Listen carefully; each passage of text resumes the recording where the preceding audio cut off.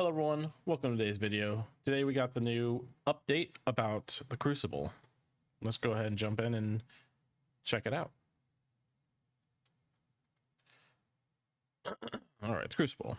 With an upcoming release, the Dynasties of the East expansion on November 4th, Age of Empires 4 will introduce an all-new single-player roguelike RTS experience built from the ground up for replayability. The Crucible. Players will face unpredictability or unpredictable enemy waves, randomized objectives, and unlockable upgrades. No two matches are the same, and each decision shapes the path forward. Whether you're defending your wonder, unlocking powerful perks, or testing your endurance, the Crucible delivers an exciting twist on traditional Age of Empires 4 gameplay. This mode, I'm very excited for. This one right here, I'm going to be playing this a lot. I can tell you that. This mode is game changer, I think, for Age of Empires 4. I'm relatively a new Age of Empires 4 player myself. I only have, I think, around like 260 hours or so.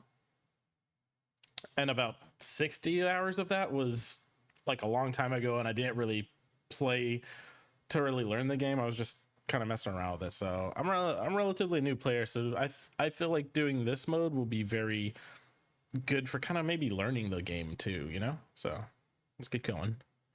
Setting up your gameplay. The thunder of hoofbeats descends on your base as you hold out against hordes of enemies. Your carefully constructed defenses crumble and burn around you, but it doesn't matter. You've survived long enough against everything they could throw at you, and you've won. Through your valiant final stand 45 minutes ago. Let's restart. Your valiant final stand started 45 minutes ago when you first selected the Crucible mission to play. There are 4 to choose from. The pirate-infested Mediterranean waters of the Byzantine Empire and contested coastline, facing down 3 mighty clans of the Sengoku Daimyo and Daimyo Dynamics, hunting bandits and dodging man-at-arms of the Holy Roman Empire and forest lords, and holding fast against the mounted hordes of the Mongols in Watch Your Step. I like that. That was a pretty good one. So you get 4 different force. I wonder if it changes the enemies too, but that's cool. I didn't know there's going to be that kind of variety and options. And by the way, guys, if you couldn't tell, I don't read a script. I don't go from script. I just go. So if I mess up, sorry. I'm only human. All right. You then selected your civilization. Whether you want to challenge yourself with your favorite civilization or relax while experimenting with a new civilization is up to you. Yeah, see, I think personally, I think that's going to be the good part about this game mode, is that you can experiment with new civilizations in there and really get a good feel for them before you take them to the game. And like I said, I'm a newer player, so I think that's going to be really good to get in there and kind of get familiar with the game. When picking your difficulty, you have 8 options to choose from. All the way from beginner, friendly, easiest, to more relaxed and casual levels of easy, intermediate, and hard, into punishing challenges of hardest, ridiculous, outrageous, and finally absurd. That's going to be rough. Those looking for further challenge can also unlock the special Conqueror mode on difficulty hardest through absurd. Let's just say I'm not going to be doing that one for a while. Once in game, you're greeted by your civilization's wonder. These beautiful buildings are your main objective and must be protected at all costs. For the next 45 minutes, the enemy will throw everything they have at you in an attempt to tear it down. Even though the enemy civilizations are set per map, the unit they throw at you will change every playthrough. Oh. So it's not going to be just men-at-arms every time you play. Okay.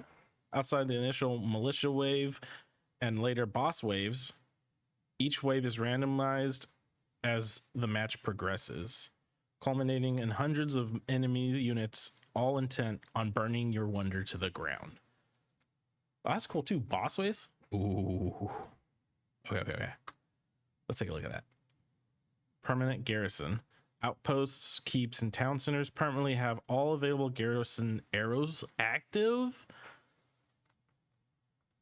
That's a good one right there. Nourishment.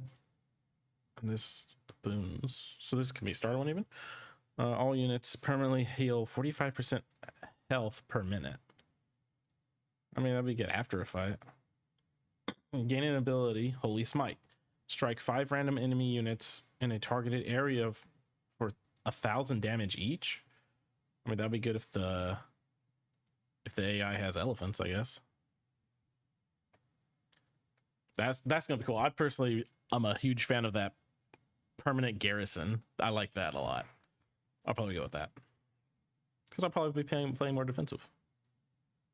Aside from the innate skill and tactical brilliance you bring to the table, you'll also be gifted boons throughout the match.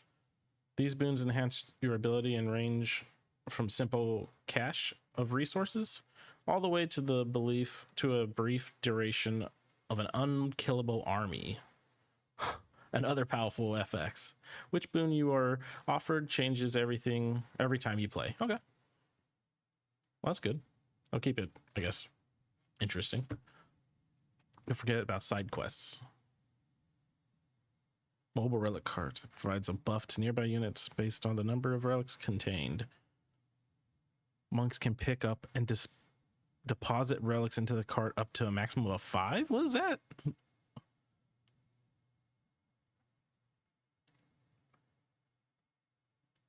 So that's going to buff your army? That's interesting. Let's look at the mini map real quick. Okay, so you can see the enemy waves coming from these corners. I wonder what that exclamation mark is there. Maybe that's an objective. I wonder what the hammer is. And then you're here. I'm guessing like these are going to be all the extra targets to go after, maybe?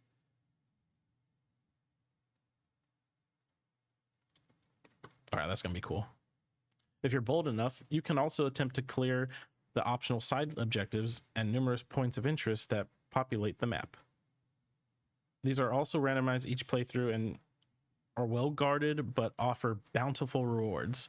Some examples include champions held captive who will join you if freed, or a powerful siege camp with a thundering barrage that can be yours to control. That's so you can get some nice powerful units.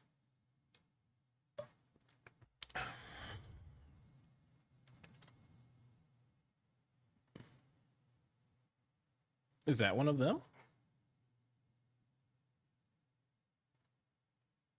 I wonder if that's like the champion you can free. You win? Now what?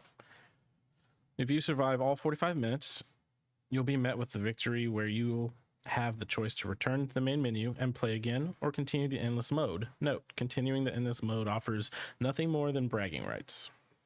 If you've reached one of the medal milestones, bronze at 25 minutes, silver at 35 minutes, gold at 45 minutes, you'll be rewarded with perk points to spend in the Crucible perks menu.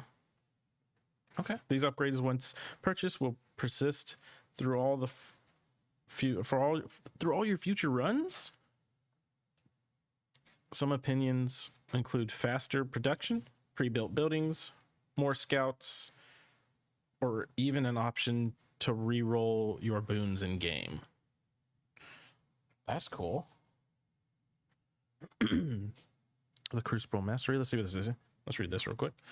Test your metal and command mastery in the Crucible. All mastery challenges are active at once and can be completed out of order. Gain bonus perk points upon completion of each mastery challenge. Okay. Survive 15 minutes in this wonder. Okay, cool. Okay, well, cool. You get cool monuments from it. Okay. That'd be fun to have. step off and stuff. I'm guessing that's having to do with like fighting the step one. That's cool. Oh, we're almost done. Nice. All in all, I'm sorry. All in all, this mode aims to blend the joys of single player comp stomp with the longevity of a randomized experience that gives you unique opportunities and challenges each time you play. Challenge yourself to reach higher difficulties aided with or without perks, and even attempt our hardest challenge, Conqueror mode. All this awaits you in the upcoming Battleground of the Crucible, available in Dynasties of the East DLC on November 4th. Okay, so before I wrap this up, I just want to give out my 2 cents on all this. I cannot wait for this mode. The only thing I'm hoping that they do change is going to be making it to where it's co-op, because I have a twin brother and we enjoy playing AOE4 together. And then I also have an older brother and a friend, and they're more new. They're very new. So playing this with them would be very fun and give us time and a chance to really learn the game better as newer players. So I really do hope that they would come out with a co-op version of that. If they come out with a co-op version of this game mode, that would be phenomenal. But as of now, I'm really excited for the Crucible to be coming to this game. Like I said earlier, I think it's going to just be perfect for the community, great for the game, a good way to get experience and get more confident and comfortable with the game, and learning civs especially. I can't wait to try out my new civs in the Crucible mode. So I think that's everything. Let me double check some stuff. I mean, I like it too, you know, like there's more difficulties too. So when you're real new, you can start off real easy, but there's still really difficult options for the really advanced players. So I think that's a really good thing. And like that, you can stay in your, I like that you have the options and the freedom. So if you want to just camp your wonder and defend, you can. But then if you're more experienced, let's say, and you're brave, you can go out on the map and go check out the objectives and get really powerful rewards. So I think it's a great game mode for everyone to really enjoy. And I really am excited for this, and I cannot wait. It's sad we had to wait a whole month for it. But anyway, guys, I think that's going to be all for today. Thanks for watching, and like, comment, subscribe. And I'll see you in the next one. Bye-bye.